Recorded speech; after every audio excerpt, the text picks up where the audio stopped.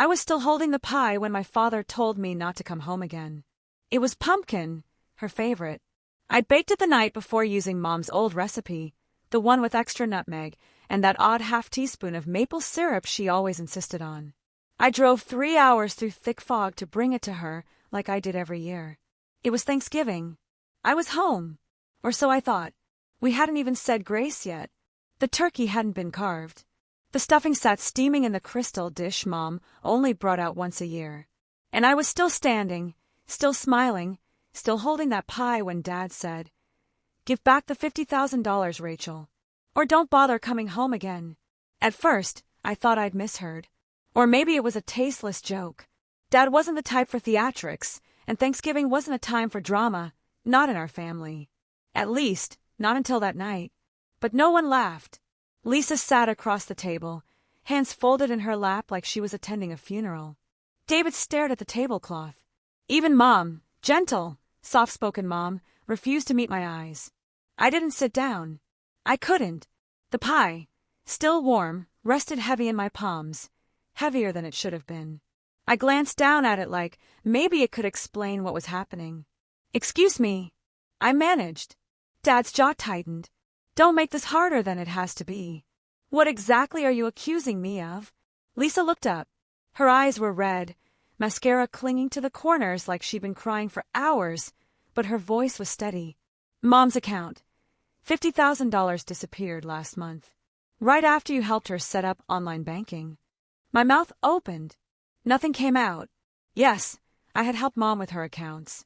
She'd been anxious about going paperless, something about not trusting the cloud. So I'd sat with her on a quiet Sunday afternoon and walked her through the setup. The passwords, the security questions. She'd even written it all down in a little notepad we kept in the kitchen drawer. That was 4 weeks ago. Now, they were telling me that was the moment I'd stolen from her. "You can't be serious," I whispered. "You think I took Mom's money?" David finally spoke. His voice sounded like it physically hurt to use. We didn't want to believe it, but the bank confirmed the withdrawals were done online. No one else had access. No one except me. I looked at Mom. She didn't flinch, didn't nod, didn't shake her head. She just pressed her napkin to her mouth like she might be sick. That's when it hit me. The pie. The traffic. The ritual. None of it mattered. I wasn't their daughter anymore. I was a suspect. I set the pie gently on the counter. The tin clicked softly against the granite. I picked up my coat. I didn't say a word. "You have until the end of the week," Dad said behind me, his voice quieter now. "Then we go to the lawyer." I didn't cry in the car. I didn't scream or punch the steering wheel like they do in movies. I just drove. My coat was still half-buttoned. The pie was still untouched on the counter behind me. The streets were quiet, glowing with porch lights and paper turkeys taped to windows. It was Thanksgiving night, and the whole town smelled like gravy, cinnamon, and peace. Except me. I checked into a roadside motel I'd passed 100 times, but never had a reason to stop at. The clerk didn't ask why I needed a room on a holiday. I was grateful for that mercy. The room smelled like old carpet and microwave popcorn. I kicked off my boots and sat on the edge of the bed, hands still trembling. I was 34 years old, a senior forensic accountant trusted with multi-million-dollar audits, and my own family thought I'd stolen from them. And the worst part, I wasn't even surprised. Not entirely. There had been signs. Little things. The way Lisa rolled her eyes when Mom bragged about my promotions. The way Dad once asked, "Don't you think it's time to settle down? You know, live a little." Like my career wasn't real life. Even last Christmas, when I offered to pay for a new roof, David muttered something about me trying to buy loyalty. I thought they were joking. I thought we were still family. I lay back on the bed and stared at the ceiling. I tried to replay that day when I helped Mom with her account. Every tap, every login, every password. Had I missed something? The drawer. The notebook. It was never locked. Anyone could have seen it. Lisa still lived at home, on and off, depending on her situation. David had a key. Yes, I'd helped Mom go digital. But that didn't make me the only one who knew. Still, they believed it. Believed I waited for Mom to get sick just to take her money. $50,000. As if I needed it. As if I would ever. My phone buzzed. A text from Lisa. We didn't want it to come to this, but you made it hard to trust you. No happy Thanksgiving. No are you okay? Just that. As if I were the one who broke something. As if I owed them an apology. I turned the phone face down.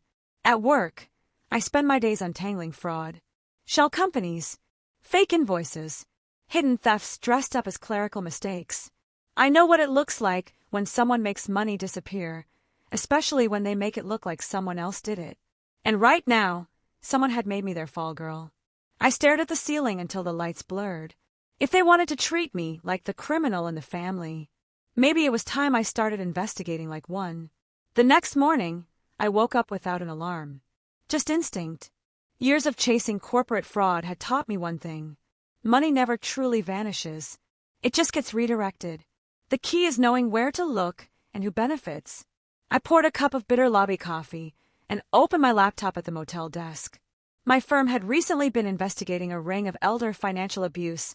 Retirees with modest savings suddenly drained in 3 large withdrawals. Always just below the federal reporting limit. It wasn't just one bank, but one name kept showing up more than the others. Greenwell Mutual. Mom's bank. I hadn't told my family I was part of that investigation. It was confidential. Technically. But I had clearance to review transaction data internally. I knew exactly who to ask. I messaged Theo, the compliance officer on the case. Just a name, date range, and branch location.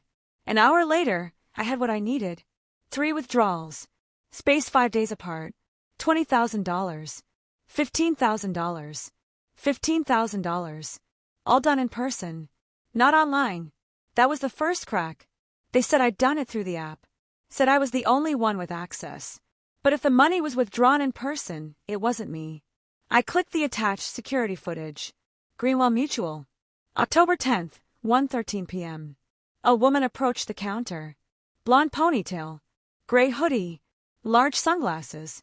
At first, I thought maybe someone hired a stand-in. A stranger. But then she pulled her mask down to speak to the teller. Lisa. Even with the grainy feed, I knew that face. I'd babysat that face. Watched it cry over boyfriends and blow out birthday candles. She was fidgety, tapping the counter. She handed over what looked like Mom's ID and signed something. Her handwriting hadn't changed since high school. I leaned back in the stiff motel chair. They hadn't just stolen the money. They framed me. I opened the second video. October 15th, same branch. David. No disguise. No nerves. Calm. Confident. Joking with the teller. Signing off like he owned the account. Third video. Lisa again. Same hoodie, new sunglasses. The arrogance made my skin crawl. They used my help as cover. They set the stage, then lit the match. And now they were going to learn what it felt like to be audited. There was still one missing piece.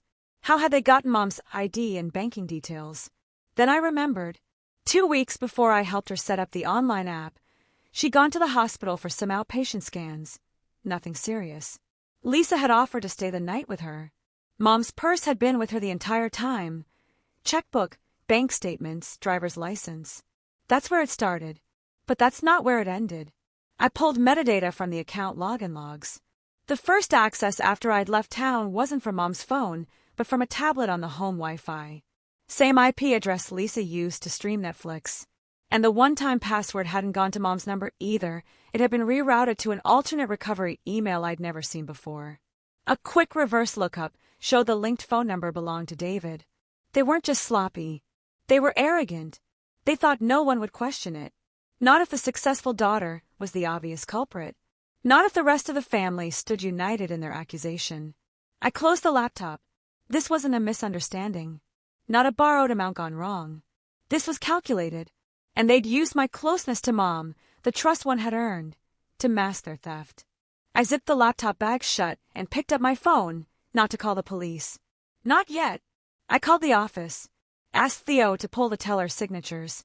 I'd need them for comparison.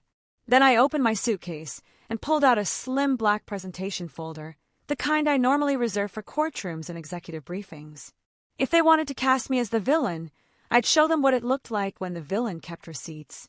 I didn't call ahead. I drove back Monday afternoon, sunlight angling gold through the trees, the kind of light that used to make this town feel like home. Not anymore. The driveway was full. David's SUV, Lisa's compact, Mom's old sedan. No guests. Just family. I parked at the curb and sat for a moment, hands on the folder in my lap. Inside, timestamps, metadata, signatures, and silence broken only by truth. Then I got out and walked up the steps. The house smelled like rosemary and broth. I heard the murmur of conversation, the clink of dishes.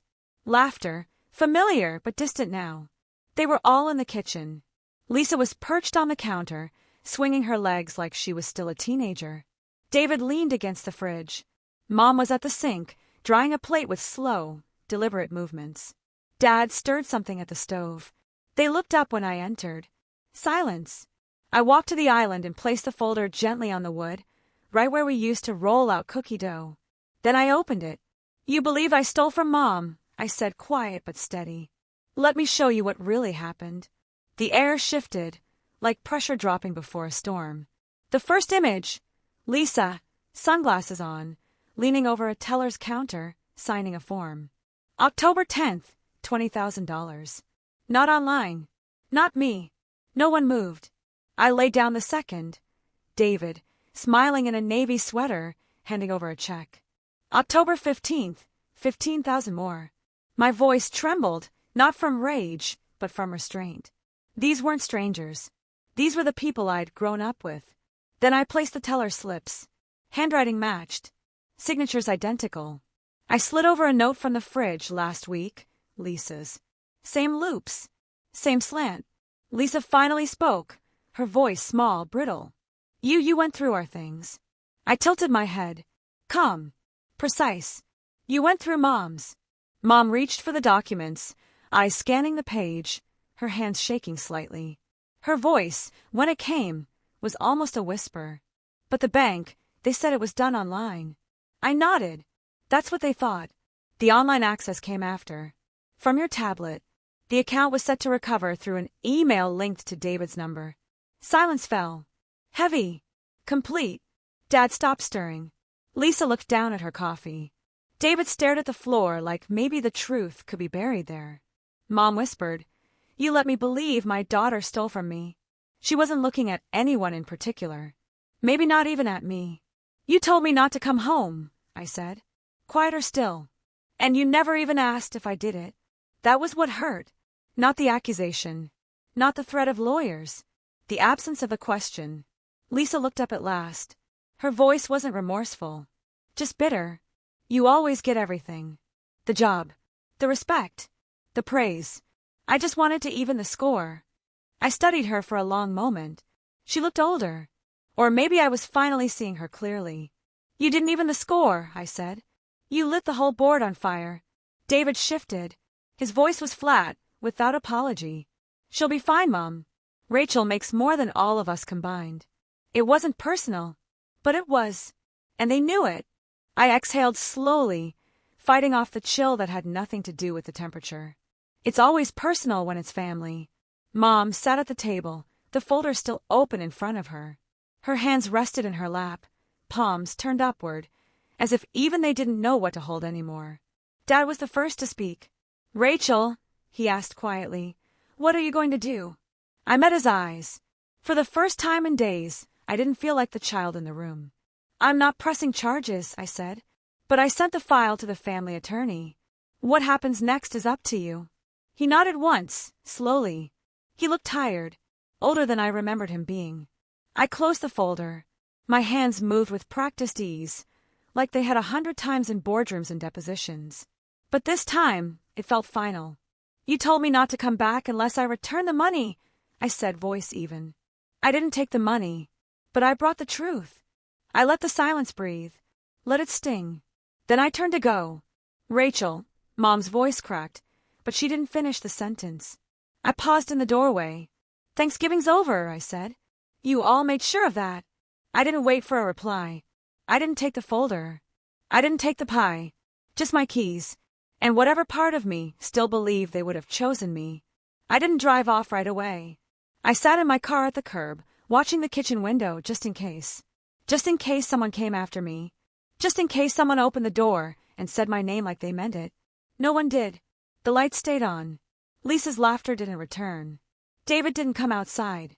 No one ran down the driveway to stop me. And that told me everything I needed to know. Back in Boston, the city felt different, colder, maybe, or just more honest. I went back to work like nothing had happened. But something had shifted, subtly, deeply. I stopped calling on Sunday nights, stopped checking the family group chat, let the voicemail icon blink for 3 days before I finally listened. It was Mom. Rachel, we were wrong. I know that now. I didn't want to believe it. I'm sorry. I don't expect you to forgive us. I just wanted you to know. The house feels empty. She hung up before she reached the minute mark. 2 weeks later, a letter arrived, real envelope, real paper. Inside was a photo, me, Lisa, and David on the back porch in our Halloween costumes, ages 6, 8, and 10. I was the scarecrow. Lisa had tinfoil wings. David was just red paint everywhere. On the back, in handwriting I knew better than my own, was a single line. We didn't know how much we would miss you until you were gone. No signature. David never reached out. Lisa didn't either. But a cousin back home mentioned in passing, they both moved out. Mom had stopped speaking to them, said she needed space. I didn't ask what that meant. I didn't offer to come back. Instead, I built something new. I started teaching a weekend seminar at the community college, financial protection for older adults. It wasn't high profile. It wasn't the kind of work that made headlines. But it felt clean. It felt like control. One Saturday, after class, an older woman stopped to thank me. I wish I had a daughter like you, she said softly. I smiled, didn't say what I was thinking. So did mine. Once. December came and went. No tree. No call. No ornament exchange. There's a kind of grief no one prepares you for, the kind that doesn't come from death, but from betrayal. From realizing the people you loved most chose a version of you that never existed. And once they did, they didn't ask for the truth. They just let go. I still keep the folder. Not on my desk. Not in the office. Just in a drawer near the bookshelf, under old tax returns and a copy of the mortgage. I haven't opened it since that night. I don't need to. The facts haven't changed. And neither have I.